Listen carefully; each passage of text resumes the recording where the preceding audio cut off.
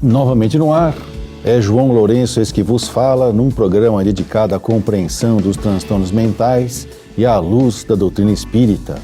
Nós estamos aqui agradecendo a presença de todos vocês aqui pela TV Mundo Maior, os nossos telespectadores e também os nossos ouvintes da Rádio Boa Nova, que agora também pode estar assistindo e ouvindo, simultaneamente essas imagens. E você também pode ver simultaneamente no YouTube, ao vivo e também pelo Facebook. E hoje nós vamos dar continuidade a uma série de colocações, de perguntas, para a gente poder estar respondendo suas colocações, suas perguntas. Para isso, você pode estar nos ligando, fazendo a sua colocação por telefone ou pelo Facebook. Então, converse com o Dr. João Lourenço. Está aí o telefone na tela, 0800 979 5011, e você vai poder estar fazendo a sua colocação, sua pergunta, como se nós estivéssemos no consultório. É claro que no consultório com o Dr. João Lourenço, pela TV e pela rádio, nós não podemos fazer consultas, já que isso não nos é permitido pelo Código de Ética. Mas nós podemos orientar, sugerir e, quem sabe, aconselhar, acolher, consolar e, quem sabe, esclarecer e motivar as pessoas a buscarem os caminhos que vão libertar do seu sofrimento físico e ou mental e buscando, assim, qualidade de vida no seu dia a dia daqui da Terra, Já que nós estamos encarnados, somos espíritos eternos encarnados numa experiência momentânea na Terra, então nós vamos buscar a melhor maneira possível de viver. Tem uns WhatsApps que vieram da semana passada que a gente não conseguiu responder. Enquanto a gente espera as pessoas estarem nos ligando, o nosso WhatsApp é 99643-3827. Mas na semana passada ficamos com algumas perguntas no ar aqui, Então nós temos aqui uma pergunta dizendo assim: boa tarde, doutor João. Sou muito cobrada pelo um erro que cometi no passado. Já fiz terapia, tratamento espírita, mas a minha família não deixa eu me libertar. Sou separada há muito tempo, sempre aparecem pessoas interessadas em mim, mas acaba se afastando por conta das ofensas que minha família me faz. Ela se intitulou com o nome genérico Maria. Bom, o que eu acho que ela deve estar falando é o seguinte: isso acontece, é meio comum acontecer em quem em algum momento da vida teve um problema mental ou emocional, principalmente se ele foi muito grave ou acabou levando para alguma internação, que é o que nós chamamos de estigma, A pessoa fica estigmatizada. O que significa isso?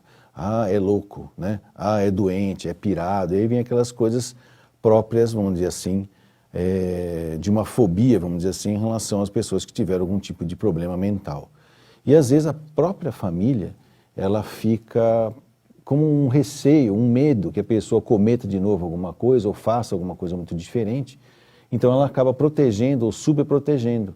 Ou então fazendo o inverso, fica com muito medo que aquela pessoa vai fazer alguma coisa muito errada e não deixa ela viver a vida dela, fica no controle.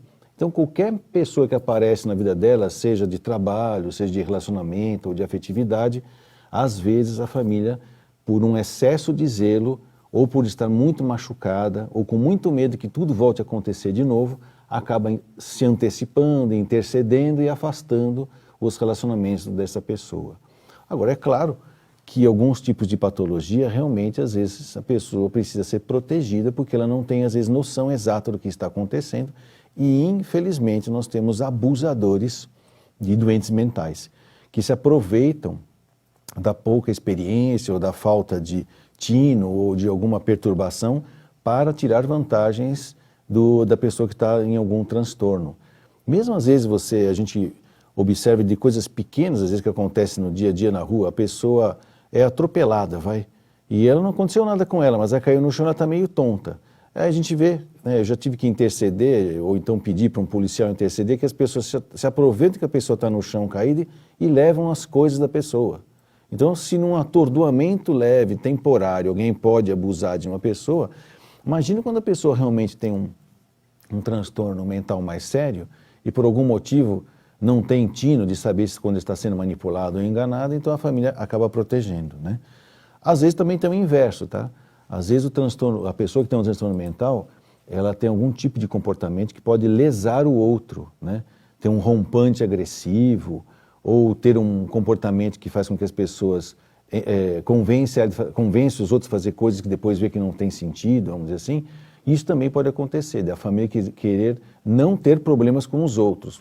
O que significa isso? De repente, até provar que a pessoa é doente ou tem problemas, já foi na delegacia, já deram parte, já foram buscar indenização de alguma coisa que o paciente fez com alguém na rua, ou na escola, ou no trabalho, ou no cinema, no shopping. Isso pode acontecer. O que eu sugeria a essa Maria, e todas as Marias e todos os Josés que por algum motivo já passem por esse tipo de situação, é sempre buscar orientação com algum tipo de, a gente chama de acompanhante terapêutico. Às vezes, o doente mental, ou nós, numa situação difícil, a gente não discerne muito bem o que é bom fazer ou não. É bom ter alguém do lado nos ajudando. Então, por exemplo, se alguém tem dificuldade de ir no shopping, chama o acompanhante terapêutico, ele vai lá e vai te orientando, até que chega uma hora que você aprende o que é ir no shopping. Eu estou falando isso porque parece coisa boba, mas tem alguns transtornos mentais que a pessoa não consegue se organizar e acaba se perdendo e fica angustiada e acaba causando situações difíceis. Então, é aquele velho jargão que eu sempre falo aqui, não fique sozinho, né? Sozinho você está mal acompanhado. Não porque você não presta, né? Mas porque a gente não se enxerga, né? A gente tem dificuldade de se perceber. E com o outro, a gente aprende melhor. Vamos ver uma outra pergunta que é da semana passada ainda, né? Então essa aqui foi a Maria que mandou essa pergunta. Tem outra que diz assim, boa tarde, doutor João. Estou tendo alguns sintomas que muitos falam que é síndrome do pânico. Não quero tomar remédios. Venho tomando fitoterápicos. Quais tratamentos alternativos para a síndrome do pânico ou a ansiedade? Estou sofrendo muito com esses problemas, mas o medo do remédio é muito grande, por não ter certeza se é síndrome do pânico. Então, é o seguinte, é claro que para você poder tomar remédio, você tem que ter a certeza do diagnóstico. Se você não teve a certeza do diagnóstico, busca outra opinião, né? É comum a gente, quando tem defeito no carro, a gente leva em 3 mecânicos para saber qual que está falando a verdade, porque quando é com a gente não pode pedir uma terceira, segunda ou terceira opinião, né? A nossa proposta é, pega uma segunda opinião. Se ainda mesmo assim não ficou convencido, vai para uma terceira opinião. E eu digo isso no sentido tanto diagnóstico do ponto de vista psiquiátrico, como de um psicólogo, que pode fazer alguns testes e saber se você está tendo essa tal da síndrome do pânico. Agora, falando da síndrome do pânico, que é um dos transtornos que hoje é catalogado lá pelo Código Internacional das Doenças, é um dos transtornos de ansiedade que existe. Tá? A síndrome do pânico, ela não necessariamente precisa de tratamento medicamentoso. Alivia bastante, ajuda bastante, mas é só 30% do tratamento. O tratamento da síndrome do pânico é 70%, se não 80% é psicoterapia. Claro que quando a pessoa tem aqueles sintomas, aquele mal-estar que ela não consegue sair de casa, às vezes abandona o carro no meio da rua, tem aquela taquicardia, dor no braço, vai para o pronto-socorro achando que está infartando e aí descobre que não tem nada e o médico fala, isso é síndrome do pânico, precisa procurar um psiquiatra. Às vezes a medicação ajuda bastante. E mesmo entre os fitoterápicos, existem fitoterápicos que são mais eficientes e menos eficientes para a síndrome do pânico. E também lembrando que mesmo na alopatia, que é o remédio feito na indústria, tem remédio que faz mais efeito e faz menos efeito. E quem decide o que faz mais efeito ou menos efeito? É você. É quem usa o remédio, né? Eu sempre costumo dizer para os meus pacientes, olha, me fala a respeito de como é que você se sente com o remédio, negocia comigo o remédio. Eu sei os remédios que existem, você talvez não saiba, mas eu sei. Mas quem fica com você 24 horas é você. Se você não me falar quais as reações que você tem, vai ser difícil eu entender se eu estou te ajudando ou não. É difícil eu ter que falar para alguém, engule esse remédio e ficar quieto. Não, me diga como que você se sente, me liga. Ó, vamos marcar daqui a um mês, mas nesse um mês não significa que você não pode falar comigo, ou qualquer coisa que você sentir. Também falo muito para as pessoas, tipo assim, não leia bula, né? Isso é uma contra-ordem do que a gente vê nas farmácias, né? Não tome remédio sem ler a bula. Mas, se você está recebendo a medicação de um médico, eu sugiro não leia a bula, principalmente de medicamentos ligados para a saúde mental. Por quê? Porque, infelizmente, bula de remédio é um documento politicamente correto. Não é um documento cientificamente correto. O que significa isso? Que quem fez a bula está preocupado em que se quem for usar passar mal, não vá processar a empresa. Ou seja, A empresa faz o remédio, quem prescreve é o médico, mas se a pessoa passar mal, ela pode processar a empresa que fez o remédio. Então ela vai dizer assim, você usou porque você quis. Fala, não, eu usei porque o meu médico mandou. Não, seu médico mandou, mas você usou porque você quis. Está aí na bula que poderia acontecer isso, então você não vem aqui reclamar. Então, é gozado isso, eu falo brincando que às vezes a pessoa toma um remedinho, tipo melhorar infantil, sabe, sem querer fazer propaganda do melhorar infantil. E aí cai na rua e quebra um dente, né? Aí vai estar na bula, ó, melhorar infantil pode fazer mal para os dentes. Às vezes não tem nada a ver um negócio com as calças, como a gente fala, e aí a pessoa está lá na bula. E a pessoa lê aquilo, fala, eu não vou tomar isso. Quando na realidade eu digo aos meus pacientes, ó, a bula sou eu, tá?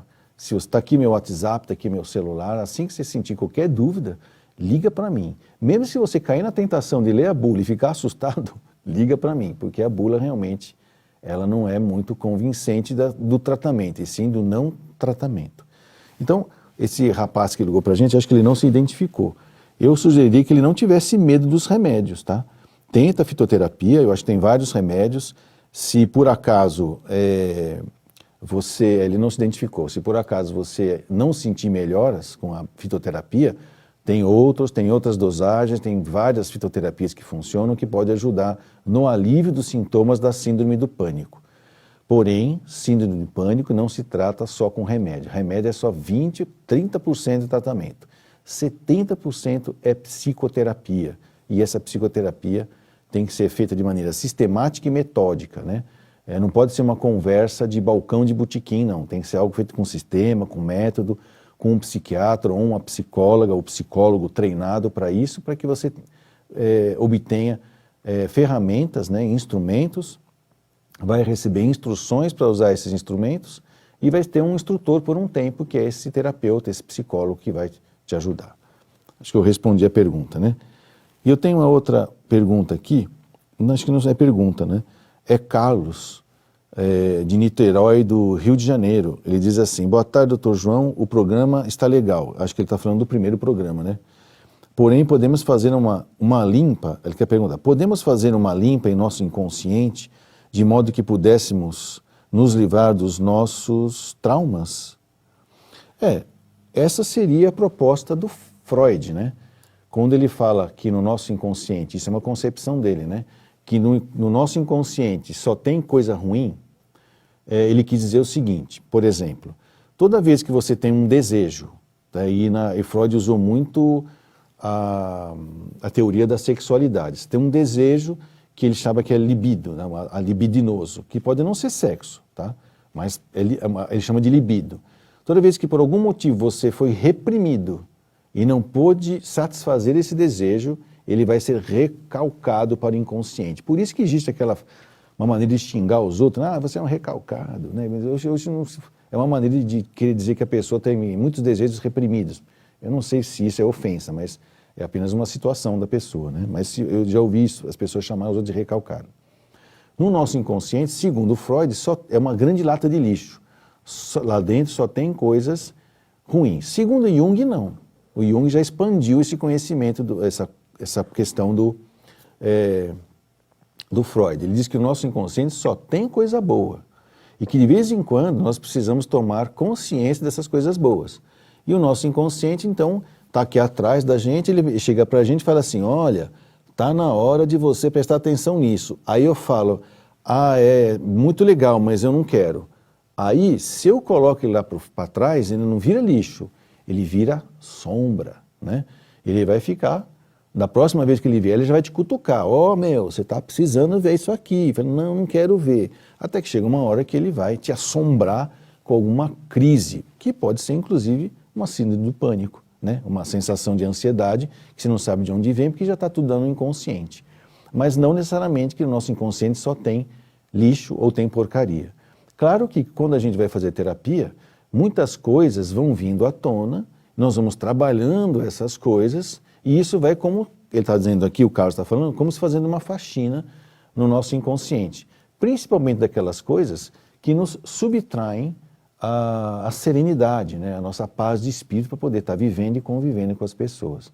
Faz sentido neste propósito que o Carlos está falando para a gente. Está chegando o WhatsApp? Novos, né? Então vamos lá, vou acelerar aqui.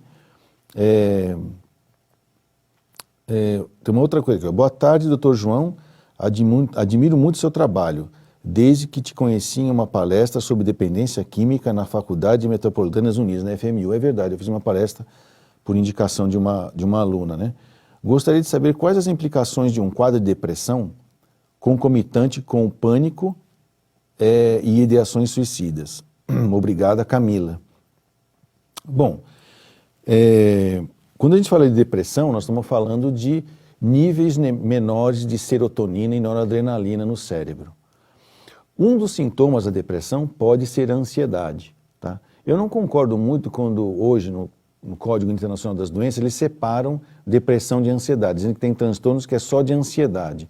Eu não concordo muito com isso, porque sempre por trás de uma ansiedade existe alguma alteração nesse circuito serotoninérgico e adrenérgico, tá? E às vezes até dopaminérgico também, que as pessoas estão percebendo. Então, provavelmente, essa separação em doenças com nomes diferentes tem muito mais a ver com esse critério, que eu acho que é equivocado, de fazer diagnóstico por sintomas, tá? A depressão, ela pode cursar com a ansiedade. E a depressão grave, com sintomas psicóticos, que pode inclusive cursar com pensamentos de autoeliminação, pode sim ser agravado por uma questão da ansiedade. Se eu fico ansioso e já tenho ideações de autoeliminação, eu posso entrar em desespero. E muitas vezes, eu costumo dizer assim, ganhar o óbito, né, como a gente fala, né? Ganhar por quê? Porque às vezes a pessoa está sozinha, está desesperada, não tem com quem falar, ela naquele rompante de ansiedade, de angústia, ela comete um ato que pode levá-la dessa vida para outra. Isso pode acontecer. E muitas vezes quando você... E é interessante isso, só um detalhe, né? Porque quando a pessoa tem realmente um sintoma depressivo, com sintomas psicóticos e uma ideação de autoextermínio ou de suicídio muito forte, é uma coisa muito angustiante para quem convive com essa pessoa, né? Inclusive para o médico que trata ou para o psicólogo que faz terapia, né? A sensação que a gente tem é que aquela pessoa, infelizmente, ela já morreu. Ela só não conseguiu sair dessa vida ainda aqui. Ela tem uma sensação, uma ideação, uma formação dentro dela tão forte que a qualquer momento a gente espera a notícia de que ela conseguiu fazer o que ela quer. E isso acontece debaixo do nariz da gente, muitas vezes. É com uma pessoa, como não sei se a palavra é mais assim, mas eu já ouvi casos, presenciei casos de pacientes que foram internados para evitar que se suicidassem e na noite em que ele internou, ele enganou o enfermeiro e acabou conseguindo acabar com a própria vida dentro do hospital. Isso é realmente muito angustiante, tá? Essa acho que respondi a pergunta da Camila, né? Tem uma outra pergunta aqui que diz o seguinte: a hipnose é uma ferramenta que se pode usar para tratar doenças da alma ou não devemos utilizar a hipnose como remédio? O nome que perguntou é Daniel Kowalski, de Natal, no Rio Grande do Norte. Olha, a hipnose é uma ferramenta muito boa, poderosíssima para se tratar certas situações. É que a gente sempre tem aquela ideia que hipnose é aqueles cara que faz aquelas atividades circenses, né? Principalmente na televisão, né? E que às vezes fala até em outra língua e fica parecendo meio charlatanismo, mas não é, tá?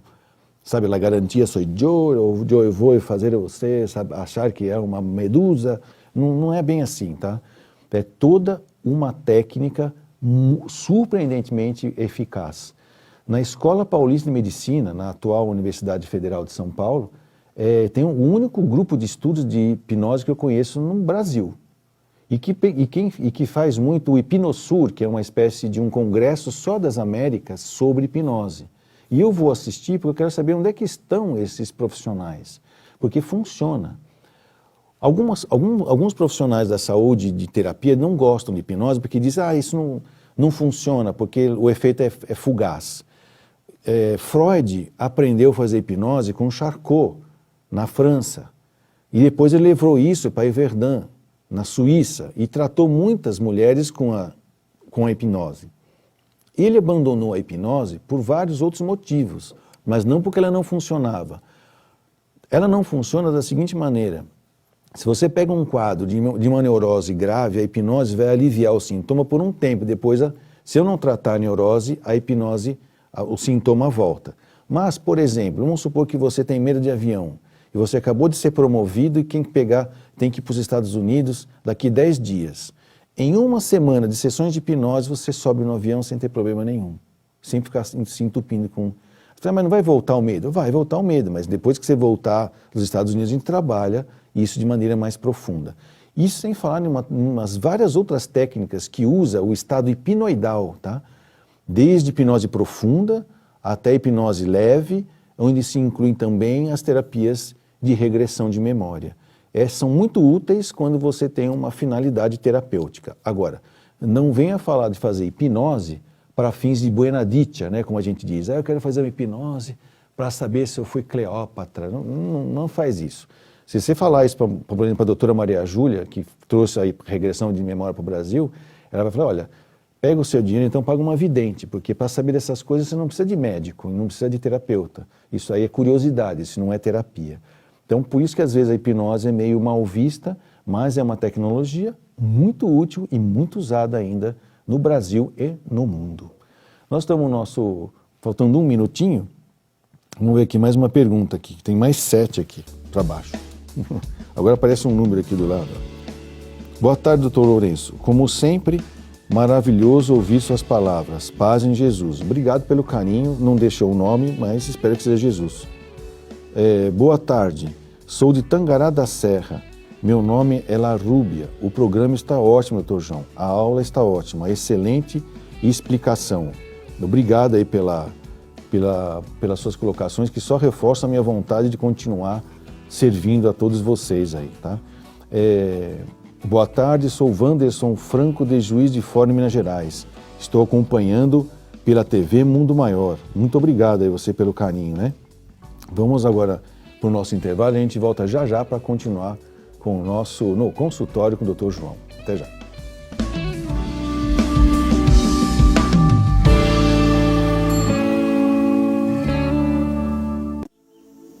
Pai nosso, que és dos céus.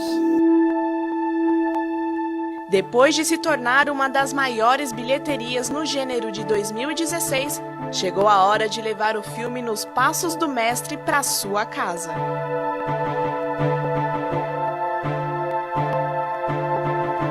Adquira o seu DVD com preços especiais. Visite a livraria Mundo Maior ou acesse a loja virtual pelo site www.mundomaior.com.br. Você também pode ligar para o 0 Operadora 11 4966 5775. Sócios do Clube Amigos da Boa Nova têm descontos exclusivos.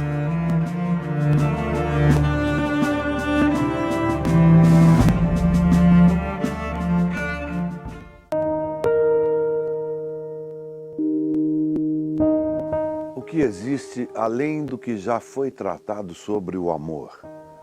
Já interpretei e dei vida a inúmeros personagens, mocinhos, vilões. Você que acompanhou a minha carreira pode ter se identificado com alguns desses personagens. Hoje eu venho aqui não para interpretar, mas para convidar você para ser um personagem do bem. Ajude as Casas André Luiz para que possamos juntos continuar cuidando do deficiente. Uma casa com mais de 2.000 mocinhos que precisam da sua ajuda.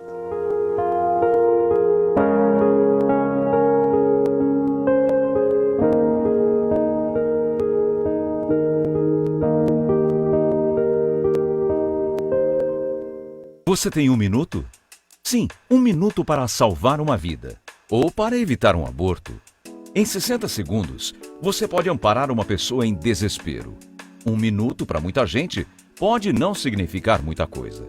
Para nós, pode significar a regeneração do planeta. Que tal nos ajudar? É só 1 minuto. Financie 1 minuto da programação da Rádio Boa Nova e da TV Mundo Maior. Só assim, a maior rede mundial de comunicação espírita pode atravessar esse momento de crise. Nossos custos com satélite, antenas de radiodifusão, profissionais de engenharia são altos, mas com 1 minuto de sua ajuda, podemos continuar.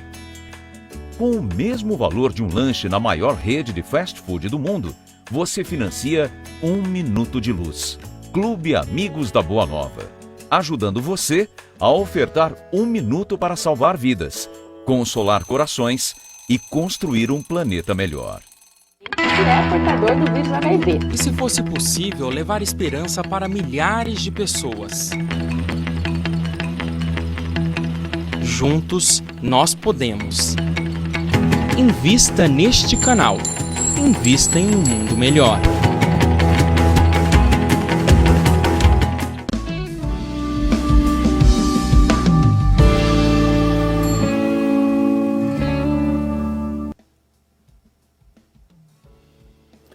Novamente no ar, estamos aqui dando no nosso segundo bloco, no consultório com o Dr. João, para comentar as perguntas, as colocações, as dúvidas que as pessoas têm a respeito da saúde mental, de tratamento, remédio, internação, né? Tem muitas pessoas que têm ainda muito tabu a respeito de internação, de internação voluntária, involuntária, compulsória, isso é tudo assunto que a gente pode falar, porque a transtorno mental está muito perto da gente.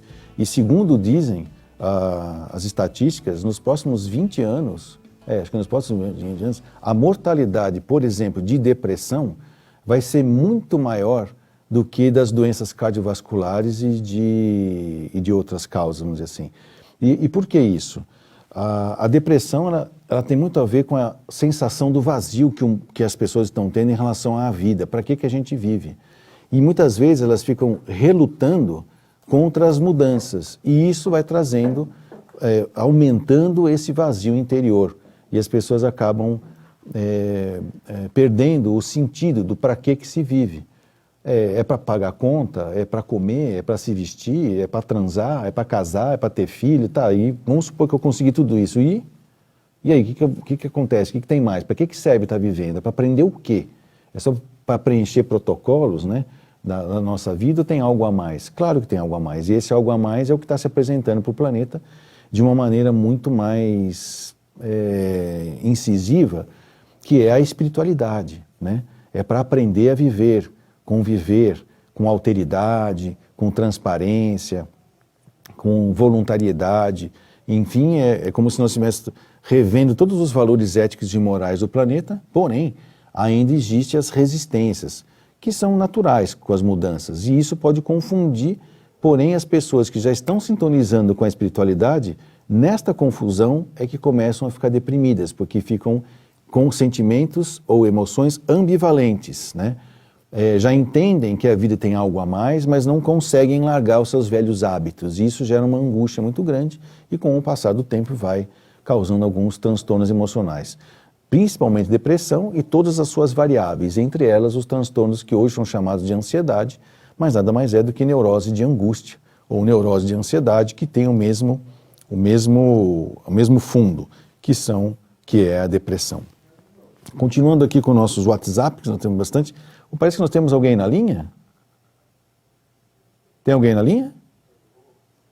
Alô? Não tem ninguém na linha? Tem? Não estou ouvindo. Alô?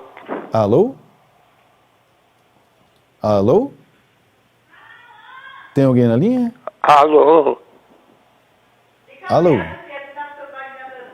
Não estou ouvindo aqui.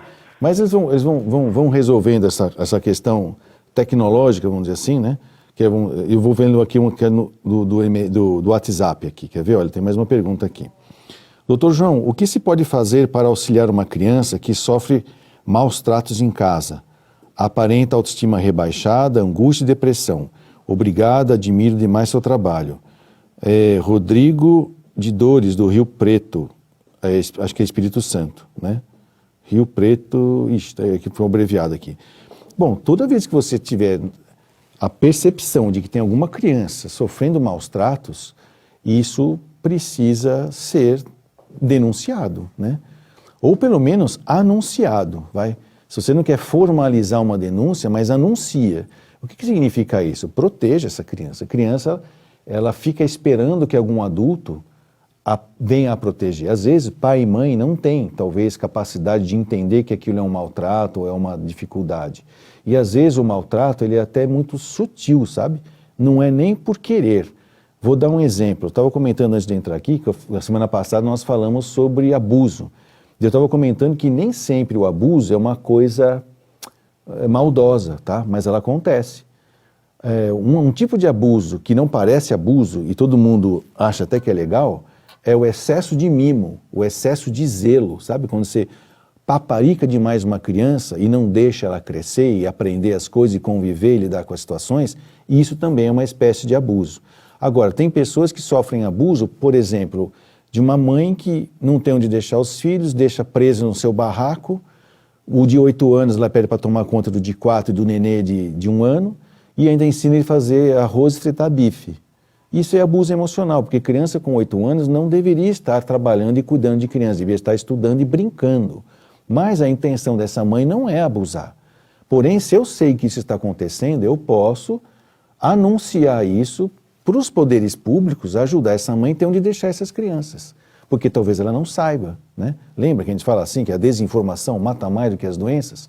Se você sabe, vá se informar na sua cidade ou na sua região, onde que você pode informar, que tipo de ação você pode fazer para evitar que aquela criança continue sofrendo qualquer tipo de abuso, seja por excesso de mimo, por maus tratos propriamente dito, ou por uma mãe que só não quer se separar dos seus filhos, né?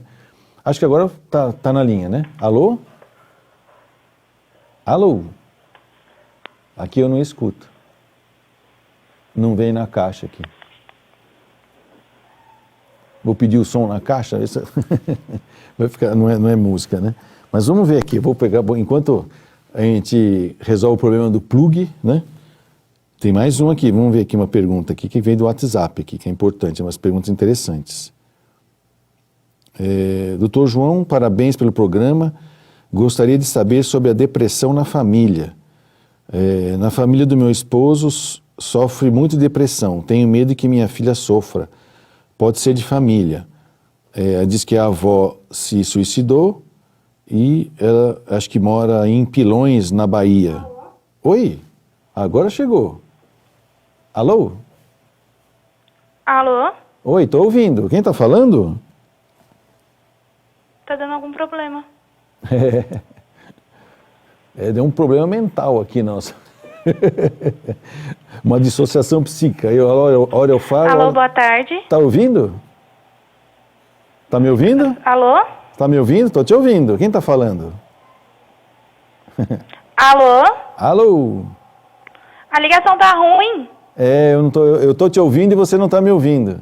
Isso, tá bem baixinho a sua voz. Ixi, será que melhorou agora? Não, tá baixa ainda. Eita, a sua voz tá bem clara pra mim. Melhorou? Melhorou. Alô? Alô? Melhorou? Melhorou. Agora a sua ficou baixa. Isso, eu vou passar pro meu pai tá falando com você, tá bom? Tá bom. Quem tá falando? Obrigada. É a filha dele. Então, mas como é seu nome? Mariana. Oi, Mariana. Eu vou falar com seu pai. Como é que é o nome dele? Senhor Antônio. Antônio. Deixa eu falar com o seu Antônio, então. Vou passar pra ele. Obrigado, Mariana. Alô? Oi, seu Antônio. Então, eu sou muito tempo, eu sou um sócio antigo da Boa Nova. Que bom. E ouço ela há muitos anos. É. E acompanho todos os programas do Divaldo, Que legal. tal. Só que eu não conheço ninguém pessoalmente. E eu nunca fui num centro Sim. espírita. Eu gostaria de saber se ele faz o tratamento dele aí. É somente medicamentoso ou se for necessário perceber alguma coisa, ele encaminha para um tratamento espiritual também. Essa pergunta é para mim, do Dr. João? Tá bom. Perguntar para qualquer um aí que possa me responder, né? Tá bom, eu vou responder sim. O senhor ouve pela rádio, seu Antônio? Oi? Você ouve a resposta pela rádio? Pela rádio? Isso, ouvir pela rádio, sem ser pelo telefone. Pelo telefone mesmo, que a rádio está lá em cima. Tudo bem, então fica ouvindo, eu vou responder.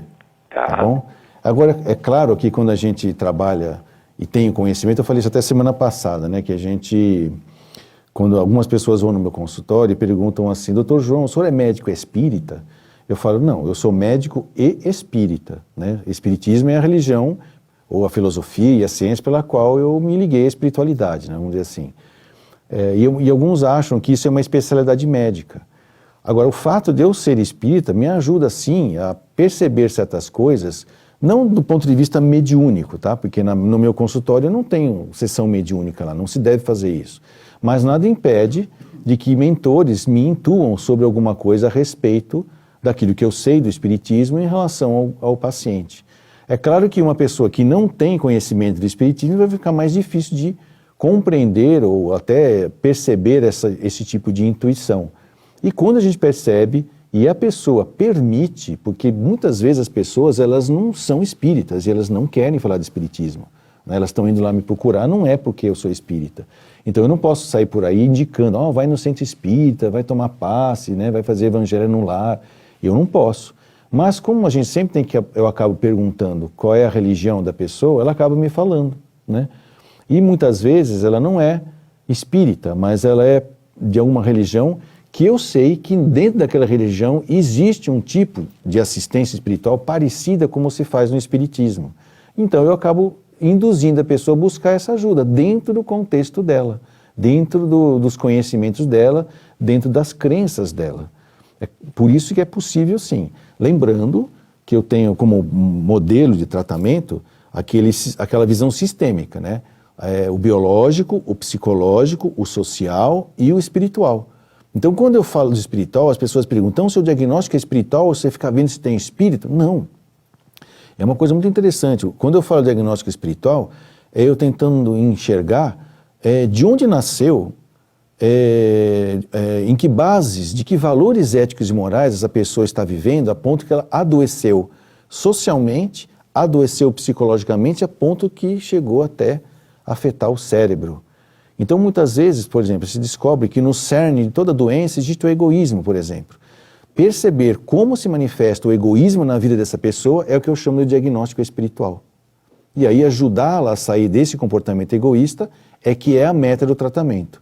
Se ela já está com muitas lesões cerebrais, vai ter que usar remédio para o cérebro.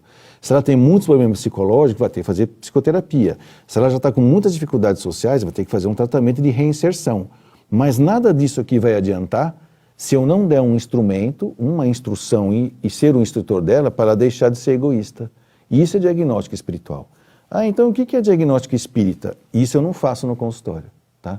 O diagnóstico espírita é feito no centro espírita, onde existe lá o colegiado de médiuns, que pega o caso, que verifica e vai falar, existe um processo obsessivo.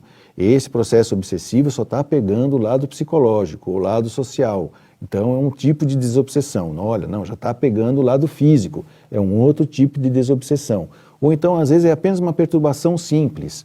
Então vai fazer um tipo de tratamento que eles chamam de choque anímico. Isso sim é lá feito no centro espírita.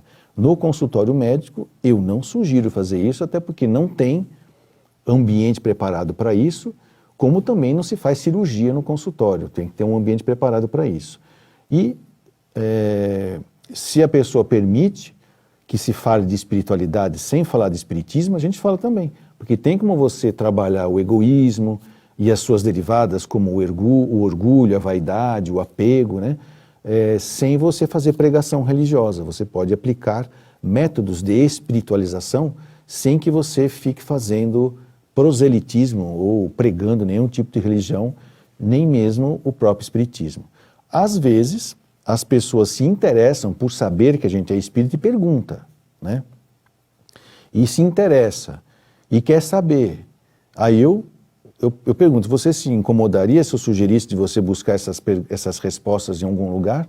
Falei, como assim? Eu posso te sugerir você ir, por exemplo, na Federação Espírita. É uma maneira, é a casa que eu frequento. Lá você vai obter muito mais respostas do que nós vamos poder te dar aqui numa consulta que é médica e psicológica. Aí as pessoas se interessam e vão atrás, mas não que eu fique induzindo, certo? Acho que eu respondi para o seu Antônio, né, Mariana? Depois você dá um toque para a gente, se o seu Antônio escutou a nossa pergunta, né, a nossa resposta, né? Tenho mais um WhatsApp aqui, vamos ver? Aqui, olha. Gostaria de saber sobre os remédios que inibem a libido. Pode trazer prejuízo ao tratamento. Acho que de antidepressivo devido à energia sexual ser tão poderosa. Eu entendi o que você quer dizer. Não sei quem foi que perguntou, mas não tem problema, não precisa se identificar. Daí tá uma coisa que a gente combina. A gente só gostaria de saber de onde você é e pode usar um nome fictício, tá? O único detalhe é que quando a gente for fazer sorteio, vou fazer mais um sorteio hoje, que as pessoas deixem o seu telefone no WhatsApp ou no YouTube ou no Facebook, mas depois a gente vai ligar, a gente não consegue o endereço. Mas eu vou falar as 2 pessoas que eu sorteei a semana passada, para depois poder ligar para aqui para a rádio, deixar o endereço aqui na rádio, depois eu pego e a gente manda para vocês. Porque eu pedi para minha secretária que o pessoal ficou sabendo, achando que era pessoa estranha, né? Então vamos da rádio vai fazer. Mas olha, é o seguinte, existe sim alguns remédios que podem mexer com a libido, tá? Que é a vontade de ter relações sexuais. A gente orienta, sugere, avisa o paciente dessa situação. E a gente pondera, porque às vezes pondera é até o nome de um remédio, né? A gente pondera que também tira a libido. Qual que é o custo e o benefício da libido naquele momento? Tem remédios que não tiram a libido? Tem. A gente pode usar? Nem sempre. Às vezes não tem a característica ou a pessoa teve um efeito ruim. Mas quando isso acontece, existem maneiras de a gente contornar essa privação da libido. O que ele está perguntando é se segurar a libido faz algum mal, já que é uma energia muito poderosa. Não. Sabendo que isso é para um fim terapêutico. Não é para um fim místico ou para algum fim outro que seja só, sei lá, tentar burlar o lado sexual da natureza apenas por algum tipo de crença ou algum tipo de neurose ou de dificuldade de lidar com a sexualidade. Não é isso, tá? E se acontecer, tem como contornar e também recupera assim que a gente para de tomar o remédio, já que alguns remédios não é para sempre, ok? Nós temos outro ouvinte na linha, é isso? Alô? Oi, doutor João. Bom dia, quem está falando? Boa tarde, é a Sueli Eineck de Diadema. Como é que é seu nome, desculpa? Sueli Eineck. Ah, Sueli. Oi, Sueli, tudo bem? Agora tá tudo bem. Que bom, o que você tem para falar pra gente? Cada vez melhor, graças a Deus. Que bom, um dia de cada vez, né? Eu já falei com o senhor algumas vezes, eu estou bipolar e já tive esquizofrenia, a médica mudou o diagnóstico, mas tá meio assim, tá me tratando bem, tá tudo bem com o meu tratamento. Que bom. Fico contente. Mas eu queria agradecer ao senhor porque o senhor me ajudou muito, me ajuda muito, a Boa Nova me ajuda muito. Que bom. E eu queria deixar meu depoimento que, como eu tomo meus remédios direito, faço meu tratamento no CAPES, ouço muito a Boa Nova, estudo no centro, vou no centro, também faço tratamento espiritual. Sim. Graças a tudo isso, o mês passado eu comecei a entrar em crise, mas eu consegui identificar e pedir ajuda antes de entrar em crise. Perfeito. Então a médica mudou a medicação e eu não precisei, ela falou que você estava desenvolvendo uma crise. Eu não percebi que eu estava desenvolvendo a crise, mas eu percebi que eu estava diferente. Perfeito. Eu estava muito agressiva, eu gosto de fazer bastante amizade, eu estava muito agressiva com todo mundo. Perfeito. E você vê que interessante. Eu costumo brincar muito com a minha... Eu trabalho tipo freelance na loja do meu irmão, e a gente sempre brinca, né? Porque às vezes a gente fala, eu vou ficar louca desse jeito. Aí eu falo, não tem problema, vamos pro CAPES comigo. Então eu sempre brinco com o meu problema, com a minha situação, né? Perfeito. Pra ficar mais leve. E tem uma moça que está trabalhando lá que é bipolar. Ela começou há pouco tempo e é bipolar. Sim. Então as meninas estavam falando, você tem que fazer igual a Sueli, tem que brincar com a situação, não pode levar muito a sério. Exatamente. Tem que levar mais leve, tomar os remédios e levar mais leve. É isso aí, Sueli. Obrigado, viu, pelo seu depoimento. Então eu queria deixar meu depoimento, agradecer muito, porque a Boa Nova me ajuda demais, o senhor me ajuda muito. Hoje eu tento fazer o que é possível, como o senhor fala, né? Isso. Fazer o que é possível. Um dia de cada vez, um dia de cada vez. Tá bom, Sueli. Eu só vou pedir para você se despedir, que o moço aqui está falando que acabou o tempo aqui. Tá bom. Tá bom. Obrigado, viu, Sueli, pela sua participação. Fico contente de vê-la cada vez melhor, viu? Muito obrigado, senhor, e a Boa Nova. Até mais. Obrigado. E só para encerrar, essa musiquinha que vocês estão ouvindo no fundo, que é o BG, é desse CD aqui, que é do Gabriel Martins, que cedeu graciosamente os direitos autorais da música número 5, que eu não sei falar o nome, né, mas que tem a ver com o nosso programa, que é o Mergulho. Lembrando que o oceano, mergulhar no oceano é entrar no nosso inconsciente e se descobrir aos pouquinhos, e não ficar lá, que seria o que nós chamaríamos de enlouquecer. Estou sorteando mais esse aqui. Se você deixar seu telefone no WhatsApp, no Facebook ou no YouTube, Semana que vem eu vou estar falando quem foi que ganhou e vou estar pegando endereço para mandar para vocês. Obrigado pela participação e até semana que vem, se Deus quiser.